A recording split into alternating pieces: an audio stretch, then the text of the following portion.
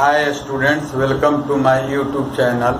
In previous video, we have studied about NCERT exercises, numerical problems. Today we shall start the remaining numerical problems of NCERT of solution chapter. Next question कर रहा है question number 2.8.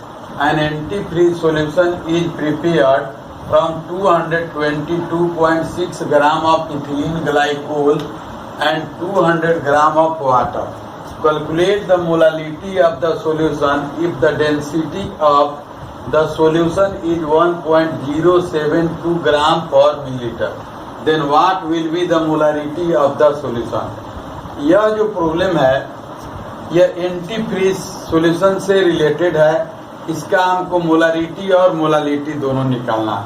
तो amount of ethylene glycol हो गया C2H6O2 ethylene glycol का formula given है 222.6 gram. Molecular mass of ethylene glycol C2H6O2 equal to 62 gram per mole हुआ. Amount of solvent equal to 200 gram. According to molality of solution निकालना था. Molality का formula हुआ x multiply 1000 gram divided by molecular mass multiply W gram equal to, अब यहाँ पे value रख देंगे 220.6 मल्टीप्लाई 1000 डिवाइडेड बाय 62 और ये 200. इसको सभी को इसको तो कटा देंगे तो 5 से कट गया. और 222.6 में 62 से डिवाइड करेंगे, इसको मल्टीप्लाई करना है 5 से. तो यहाँ से इतना 17.95 m आया, स्मॉल m. इसका मीनिंग हुआ कि 17.95 मोल पर केजी सोलवेंट का ये सॉल्यूशन हुआ. वेट ऑफ सॉल्यूशन याद होगा. इथिलीन ग्लाइकोल जो है एंटी फ्रीजिंग एजेंट के जैसा बिहेव करता है. ये क्या करता है कि किसी वाटर का फ्रीजिंग पॉइंट को डिप्रेस कर देता है, कम कर देता है, घटा देता है. तो इसलिए इसका नाम देते हैं हम लोग एंटी फ्रीजिंग एजेंट नाम देते हैं. एक्चुअली में क्या करता है कि ये वाटर में जब हम लोग इसको मिक्स करते हैं तो इसके डायरेक्ट कोलिजन रेट को क्या कर देता है, कम कर देता है. कम करने से less number of vapour molecules are produce, और less number of vapour molecules are produce जब होगी तो उसका वेपर प्रेशर भी कम होगा. तो वेपर प्रेशर जब उसका कम तो उसका फ्रीजिंग पॉइंट भी क्या होगा, कम होगा. वेपर प्रेशर और बॉइलिंग पॉइंट के बीच इन्वर्सली है, जबकि वेपर प्रेशर और फ्रीजिंग पॉइंट दोनों के बीच डायरेक्टली रिलेशन होता है. तो ये अल्कोहल कंटेनिंग जितना भी सब्सटेंस है वो एंटी फ्रीजिंग एजेंट का काम करता है, बिहेव करता है. सीवियर कोल्ड क्लाइमेट जो कंट्री या प्लेस है वहां पर जो रेडिएटर चैम्बर है उसमें इथिलीन ग्लाइकोल का हम लोग क्या करते हैं, यूज करते हैं to decrease the freezing point of solution in radiator chamber.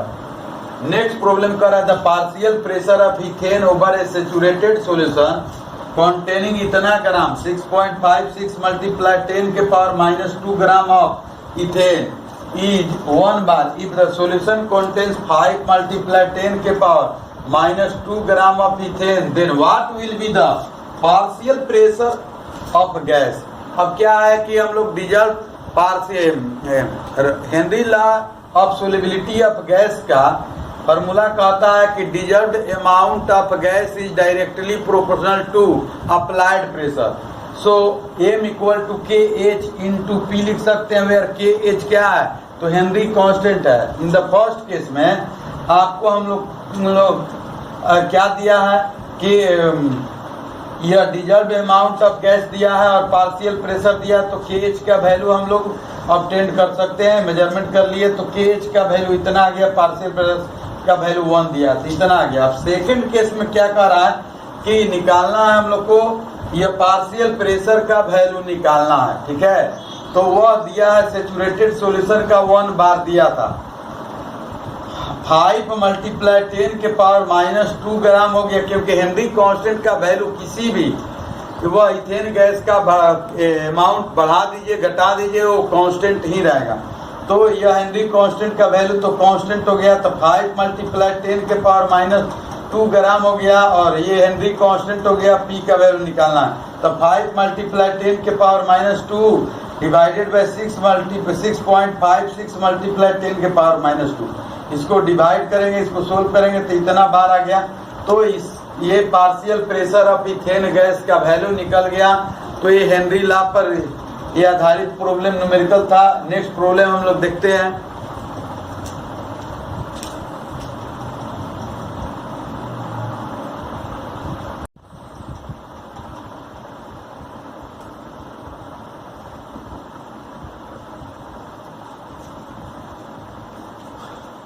Next problem कर रहा है क्वेश्चन नंबर 2.15 है।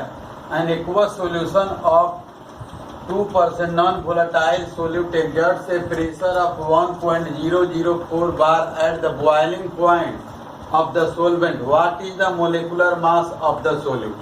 Vapor pressure of pure water at boiling point water का 100 डिग्री C है। इस पर वैल्यू होता है 1 atm पर होता है उसका प्रेशर 100 डिग्री C पर 1 atm प्रेशर 1.013 बार में होता है। वेपर प्रेशर ऑफ सॉल्यूशन 1.004 बार आ गया। अमाउंट ऑफ सोल्यूट एक्स का वैल्यू आ गया 2 ग्राम। अमाउंट ऑफ सॉल्यूशन 100 ग्राम है तो अमाउंट ऑफ सोलवेंट हो जाएगा 2% है। तो 100 में से 2 अमाउंट ऑफ सोल्यूट घटाएंगे तो 98 gram. From Raoult's law P naught minus PS divided by P naught equal to W1 divided by M1 multiply M2 upon W2। ये तब लागू करते हैं सॉल्यूशन इज वेरी डाइल्यूटेड। तो जनरली ये सॉल्यूशन को हम लोग डाइल्यूटेड कंसीडर करेंगे क्योंकि 2% दिया हुआ, ठीक है। 100 ग्राम में 2 ग्राम मिलाया गया तो यहाँ से इसका वैल्यू घटाएंगे तो 0.009 और divided by 1.013 equal to 2 multiply 18 divided by M1 multiply 98। Cross multiply कर देंगे तो M1 equal to 2 multiply 18 multiply 1.013 divided by 0.09 और मल्टीप्लाई 98। तो M1 का वैल्यू आ जाएगा 41.35 ग्राम मोल इनवर्स आ जाएगा। तो ये this problem is based upon first colligative properties as relative lowering in vapour pressure of solution. Next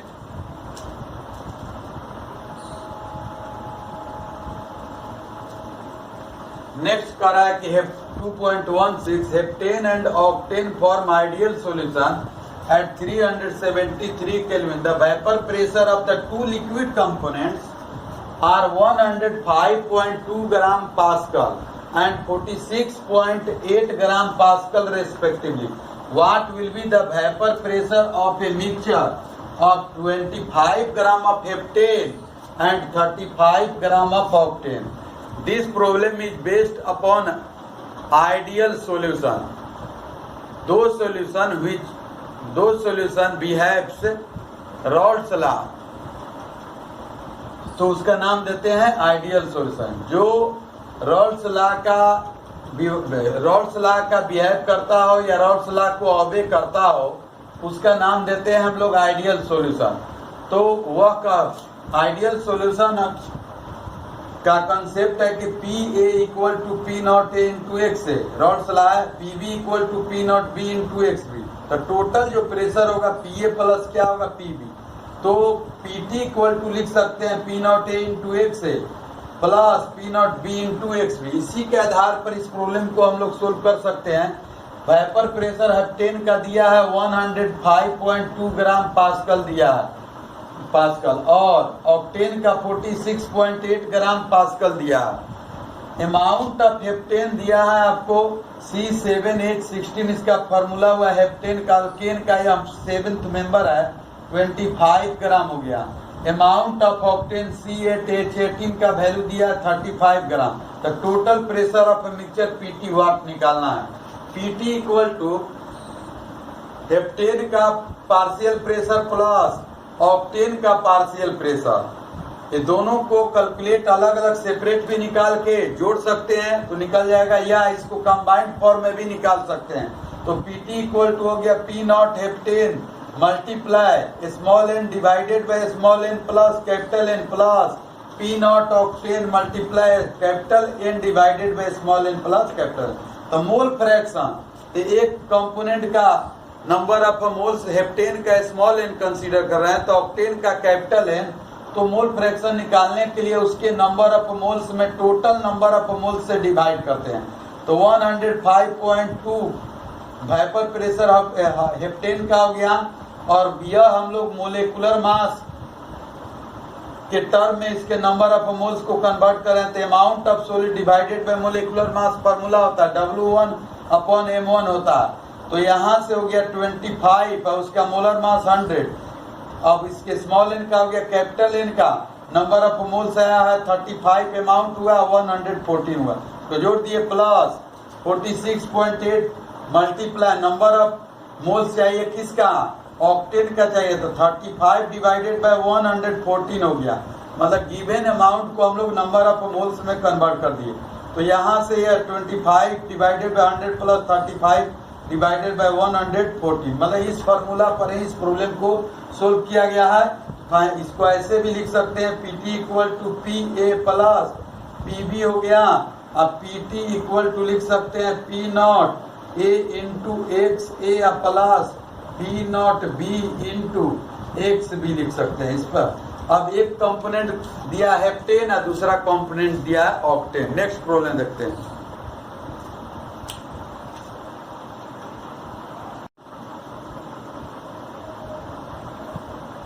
next problem कर रहा है question number 2.16 the vapour pressure of water at 12.3 kilo pascal at 300 kelvin. Calculate the vapour pressure of 1 molar solution.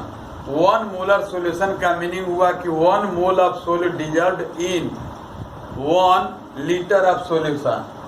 तो कह रहा है कि calculate vapour pressure of 1 molar solution of a solid in it given small n equal to 1 हुआ, number of moles of solid दिया हुआ question से ही पता चल रहा है 1 and capital N equal to 1 litre water, 1 litre water equal to 1000 gram of water हो जाएगा because the density of water is 1 gram per millilitre. तो 1000 डिवाइडेड बाय 18 कर देंगे तो यहाँ से 55.5 आ जाएगा। Assuming the molality equal to molarity, यह मोलारिटी दिया है, इसको मोलालिटी में हमने इसको एज्यूम कर लिया। तो एक solute mole fraction of solute निकालने के लिए नंबर ऑफ मोल्स जो दिया है आपको सोल्यूट का 1 और 1 प्लस सोलवेंट का हो गया 55.5 equal to 0.0177 from Raoult's law P0 minus PS divided by P0 equal to एक सोल्यूट हो गया। मोल फ्रैक्शन ऑफ सोल्यूट के इक्वल होता है तो 12.3 किलो पास्कल दिया है minus PS divided by 12.3 equal to 0. इसको यह मोल फ्रैक्शन ऑफ सॉलिड रख दिए 0.0177 क्रॉस मल्टीप्लाई इसको कर दिए तो 12.3 minus PS equal to 12.3 multiply 0.0177 ये माइनस PS हो गया, इसको इधर ले गए तो ये माइनस में हो गया 12.3 multiply 0.0177 minus 12.3 minus PS equal to 0.21771 minus 12.3 तो माइनस PS इक्वल टू ये माइनस में आ गया value, therefore PS equal to 12.08 kilo pascal. तो इतना एक किलो पास्कल जो होगा वो वेपर प्रेशर निकलेगा 1 मोलर सॉल्यूशन का। अगर 1 मोल सॉलिड को अगर डिजॉल्व कराएंगे 1 लीटर सॉल्यूशन में। तो this problem is also based upon first colligative properties as relative lowering vapour pressure of solution. ये प्रॉब्लम अब देखिए। नेक्स्ट जो प्रॉब्लम है ये depression in freezing point of solution colligative property पर डिपेंड करता है। कह रहा है कि 2 सॉल्यूशन का कंपेयर किया जा रहा है, एक लिया गया केन शुगर और दूसरा लिया गया है ग्लूकोज का सॉल्यूशन। दोनों का जो परसेंटेज जो मास है बाय मास वह 5% ही है। तो कह रहा है कि ग्लूकोज का वाला सॉल्यूशन का फ्रीजिंग पॉइंट क्या होगा। तो Kf के वैल्यू को अगर निकाल लेते हैं डिप्रेशन फ्रीजिंग पॉइंट कांस्टेंट, तो वहां से उस वैल्यू को पुट करके हम लोग निकाल सकते हैं आपको ग्लूकोज वाले सॉल्यूशन का फ्रीजिंग पॉइंट। तो इसको हम लोग इस वे में भी बना सकते हैं और सेपरेट Kf का वैल्यू निकाल कर भी बना सकते हैं।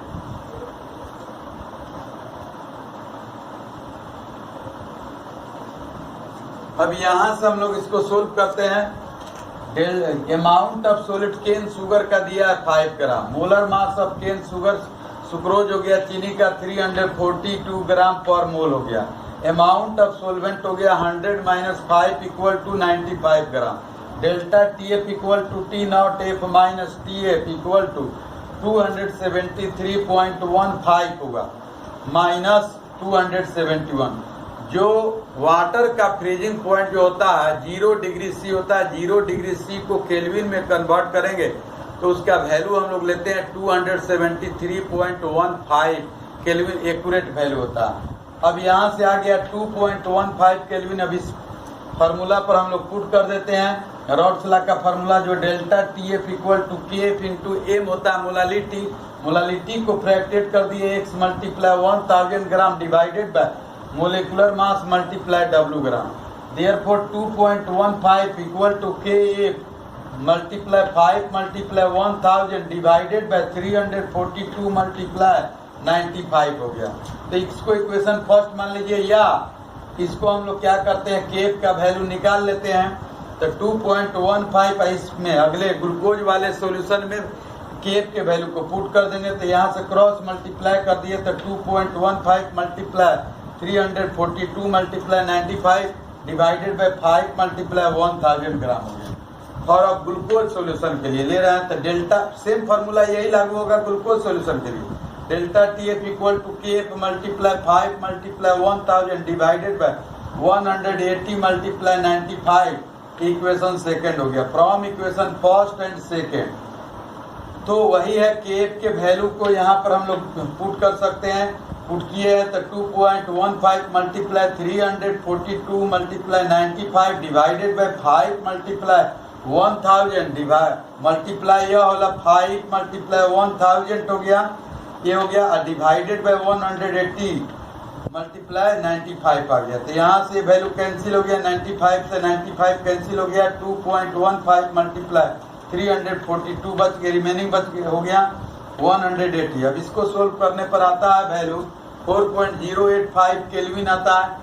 Therefore delta T F equal to होता है T not F minus T F. तो 4.085 यहाँ से निकाल लिया इक्वल टू वाटर का फ्रीजिंग पॉइंट होता है 273.15 माइनस ये है सॉल्यूशन का फ्रीजिंग पॉइंट है ग्लूकोज का। Therefore T F equal to 273.15 इसको इधर ले आ दिए तो यहाँ से सोल्व करने के बाद मिल गया 269.06 मतलब सो ग्लूकोज उसका फ्रीजिंग पॉइंट जो हुआ अलग आया और इसका फ्रीजिंग पॉइंट आ गया 269.06। 271 केल्विन जो होता है उस पर एक फ्रीजिंग पॉइंट निकला। किसका केन शुगर वाले सॉल्यूशन का फ्रीजिंग पॉइंट है 271 और ग्लूकोज वाले का इतना है। तो इसका मोलिकुलर मास कम है तो इसका फ्रीजिंग पॉइंट कम, उसका मोलिकुलर मास ज्यादा तो उसका फ्रीजिंग पॉइंट भी ज्यादा होगा। नेक्स्ट प्रॉब्लम देखते हैं।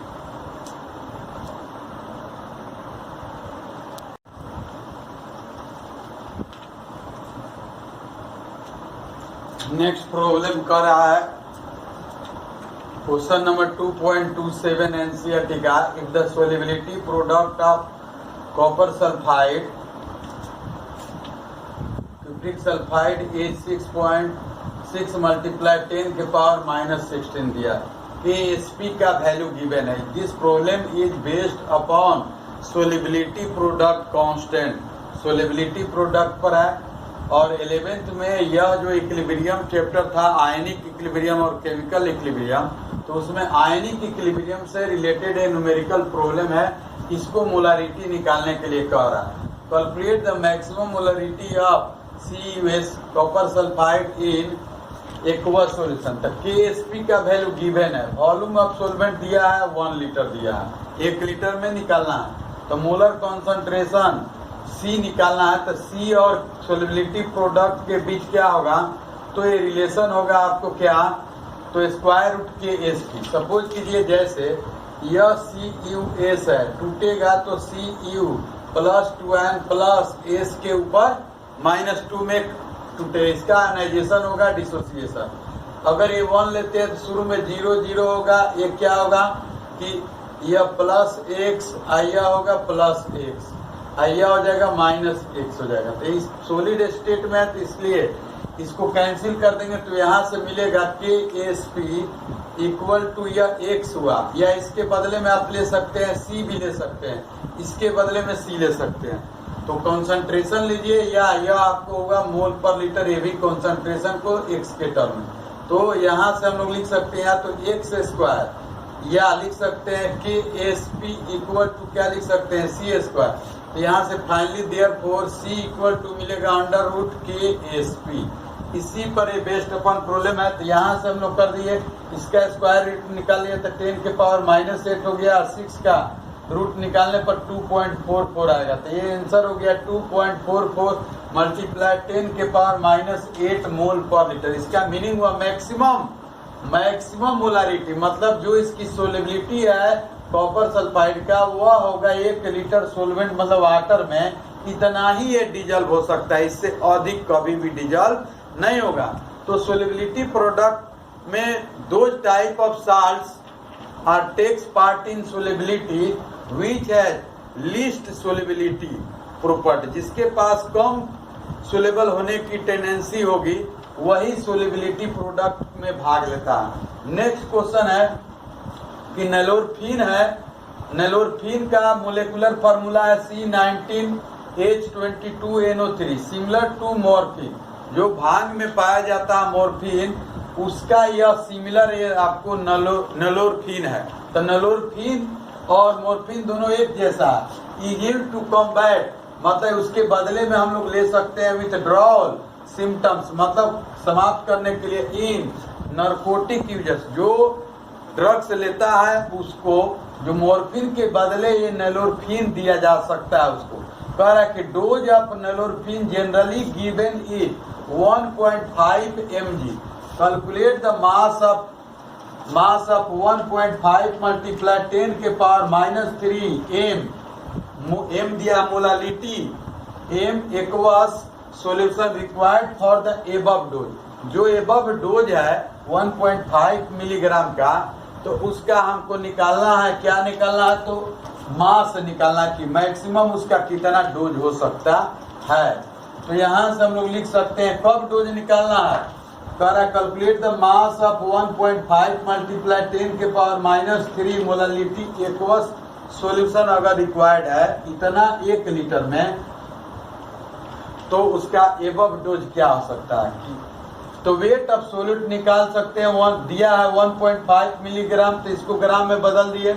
Molecular mass of solute equal to दिया 325 ग्राम, मोल इनवर्स हो गया। मोलालिटी इक्वल टू फार्मूला हुआ x multiply 1000 gram divided by molecular mass multiply W gram. अब यहाँ से इस वैल्यू को पुट कर दिए, x का वैल्यू दिया है ये आपको 1.5 मल्टीप्लाई 10 के पावर -3 मल्टीप्लाई 1000 325 मल्टीप्लाई W ग्राम, मतलब सोलवेंट का अमाउंट हम लोग निकाल रहे हैं। तो उस सॉल्यूशन का वेट निकल जाएगा कि कितना वेट है उसका इसके डोज के अनुसार। तो यहाँ से वैल्यू निकाल देंगे W का, तो इतना 3.076 ग्राम अमाउंट ऑफ सोलवेंट निकल गया। वेट ऑफ सॉल्यूशन निकालना है, तो वेट ऑफ सॉल्यूशन निकालना, कैलकुलेट द मास, मतलब जो एक्वस सॉल्यूशन है उसका मास निकालना है कि 1 लीटर में इतना है तो कितना होगा। तो वेट ऑफ सॉल्यूशन निकालने के लिए हमको चाहिए वेट ऑफ सोल्यूट और वेट ऑफ सोलवेंट। तो सोल्यूट तो दिया हुआ पहले से 1.5 मिलीग्राम, और अमाउंट ऑफ सोलवेंट निकाल लिए हम लोग, तो 3.076 ग्राम आ गया। तो 3 पॉइंट इसको जोड़ देंगे तो 3.0775 ग्राम, इतने अमाउंट ऑफ सॉल्यूशन की रिक्वायरमेंट होगी ये 1.5 मिलीग्राम का डोज देने के लिए। और अगर ये 1.5 मल्टीप्लाई या एक्वस सॉल्यूशन है, मतलब ई मोलालिटी दिया हुआ है उस सॉल्यूशन का, उसमें पूछ रहा है कि सॉल्यूशन का अमाउंट क्या होगा। तो मोलालिटी से हम लोग निकाल सकते हैं ओनली अमाउंट ऑफ सोलवेंट निकाल लेंगे। और सोल्यूट गिवन है तो मोलालिटी से सोलवेंट निकल गया, सोल्यूट के अमाउंट को जोड़ देंगे तो सॉल्यूशन का अमाउंट निकल जाएगा। Solute plus amount of solute plus amount of solvent, तो यहाँ से वैल्यू निकल जाएगा कि इस सॉल्यूशन के लिए कितना रिक्वायरमेंट होगा, अमाउंट क्या, 3.0775 ग्राम। नेक्स्ट प्रॉब्लम देखते हैं।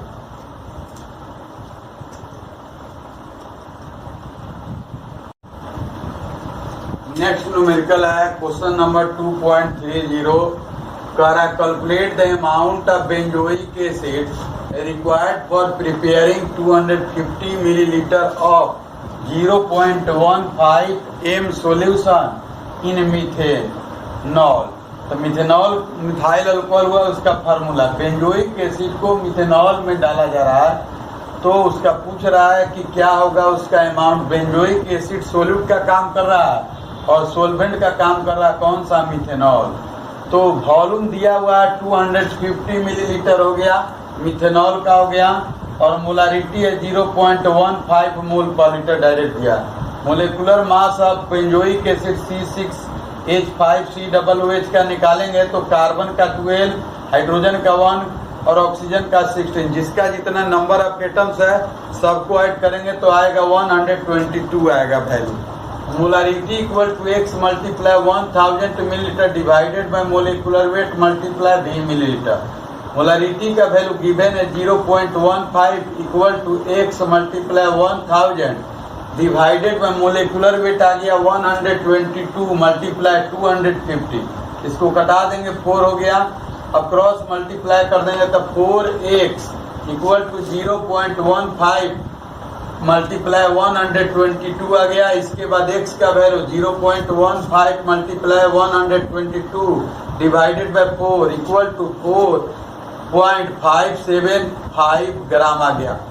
इस मतलब बेंजोइक एसिड के अमाउंट की जो रिक्वायरमेंट है कितना, 250 मिलीलीटर मिथेनॉल में इतना ग्राम ये बेंजोइक एसिड की रिक्वायरमेंट होगी। नेक्स्ट प्रॉब्लम कर रहा है calculate the depression in the freezing point of water when 10 gram of CH3 CH2 CHCl COOH। इसका नाम देंगे क्लोरो ब्यूटेनोइक एसिड हो गया, is added to 250 gram of water. KF का वैल्यू गिवन है, अमाउंट ऑफ सोल्यूट एक्स का value 10 gram आ गया, मोलिकुलर मास ऑफ सोल्यूट दिया 122.5 ग्राम हो गया, अमाउंट ऑफ सोलवेंट कह रहा है कि 250 ग्राम ऑफ वाटर में, 250 ग्राम ऑफ वाटर में। तो डेल्टा टीएफ का वैल्यू यहाँ से निकालना है। कह रहा है क्वेश्चन कि 10 ग्राम इस एसिड को मिलाया जाए 250 ग्राम वाटर में, तो उसका फ्रीजिंग पॉइंट में जो डिक्रीजमेंट होगी उसका वैल्यू क्या होगा, मतलब कितने डिग्री सेंटीग्रेड से वो डिक्रीज करेगा। तो डेल्टा टीएफ निकालना तो KF multiply x multiply 1000 gram divided by molecular mass multiply W gram. Delta TF equal to 1.86 multiply 10 multiply 1000 divided by 122.5 multiply 250। अब डेल्टा टीएफ का वैल्यू यहाँ से निकाल दिए तो वो 18 ये 10 से मल्टीप्लाई करेंगे तो 18.6 हो गया 4, आई हो गया 122 पॉइंट। इसको सो मल्टीप्लाई करने के बाद और 122.5 से डिवाइड कर देंगे तो यहाँ से वैल्यू निकल जाएगा। नेक्स्ट प्रॉब्लम कहता है कि Henry's law constant for the molality of methane in benzene at इतना, मतलब मीथेन में जो मीथेन इन बेंजीन, मतलब मीथेन का बेंजीन में, मीथेन गैस है तो ये सोल्युबिलिटी ऑफ गैस से रिलेटेड प्रॉब्लम हेनरीज लॉ कह रहा है कि मीथेन गैस को बेंजीन में हम लोग 298 केल्विन पर अगर उसमें करते हैं तो वहाँ से मोलालिटी निकालना है, कैलकुलेट द सोल्युबिलिटी निकालना। क्या निकालना है, calculate the solubility of methane in benzene इतना अंडर 760 mmHg।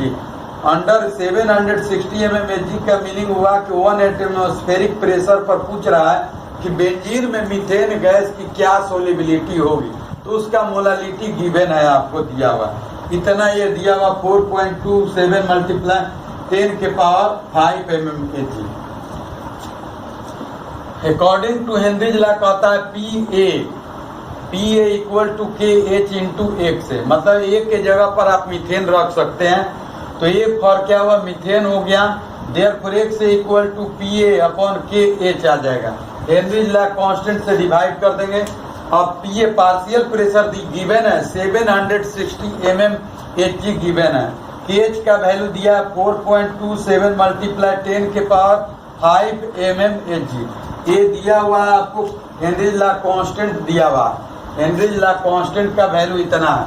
एक से बराबर 760 डिवाइडेड बाई 4.27 मल्टीप्लाई 10 के पावर 5 से डिवाइड कर देंगे तो यहाँ से वैल्यू सोल्व करने के बाद आता है 1.78 मल्टीप्लाई 10 के power -3 mole fraction. Mole fraction क्या होता है? Unitless, because it is the ratio of two same quantity. तो यूनिट लेस होता है, इसका केवल वैल्यू होगा। एक से का वैल्यू आ जाएगा 1.78 मल्टीप्लाई 10 के पावर -3 हो गया। ठीक,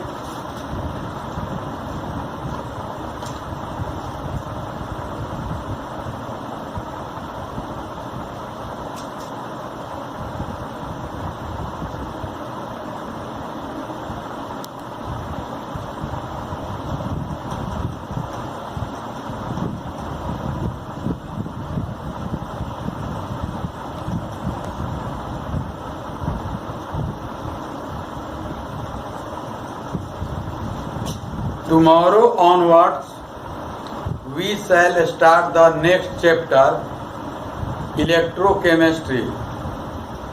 Please subscribe, like, share and comments with friends.